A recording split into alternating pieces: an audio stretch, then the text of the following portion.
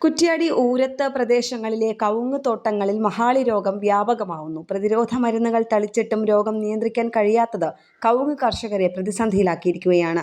പൂക്കുലയിൽ നിന്നും വിരിഞ്ഞ ചെറിയ അടയ്ക്കകളായിരിക്കുന്ന സമയത്താണ് മഹാളി രോഗം പിടിപെടുന്നത്. ശക്തമായ മഴയും തണുപ്പുമാണ് രോഗത്തിന് കാരണമാകുന്നതെന്നാണ് പറയപ്പെടുന്നത്. രോഗം ബാധിക്കുന്നതോടെ അടയ്ക്കകൾ പാകമാകും മുൻപ് കൊഴിഞ്ഞു പോകുകയാണ്. പകർച്ചരോഗമായതിനാലാണ് ഒരു മരത്തിൽ രോഗം ബാധിച്ചാൽ മണിക്കൂറുകൾക്കുള്ളിൽ മറ്റു മരങ്ങളിലേക്കും സമീപ തോട്ടങ്ങളിലേക്കും രോഗം വ്യാപിക്കുന്നത്. ഇത് കർഷകർക്ക് വലിയ തിരിച്ചടിയാണ്. തുരിശും ചുണ്ണാമ്പും ചേർത്ത ബോഡോ മിശ്രിതം തളിക്കുകയാണ് രോഗത്തിനുള്ള പ്രതിവിധിയെന്ന് പറയുന്നുവെങ്കിലും കാര്യമായി ഒരു ഗുണവുമില്ലെന്നാണ് കർഷകർ പറയുന്നത്.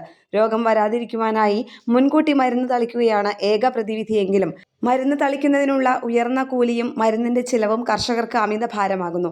പ്രയാസപ്പെട്ട് കർഷകർ മരുന്ന് തളിച്ചാലും വീണ്ടും രോഗം പിടിപെടുന്നു. ഭൂരിപക്ഷം കവുങ്ങിൻ തോട്ടങ്ങളിലും രോഗബാധ നിമിത്തം പാകമാകാത്ത അടയ്ക്കകൾ കൊഴിഞ്ഞു വീഴുകയാണ്.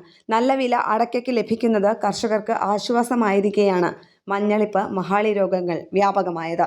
കേരള പ്രണാമ ന്യൂസ്, കോഴിക്കോട്.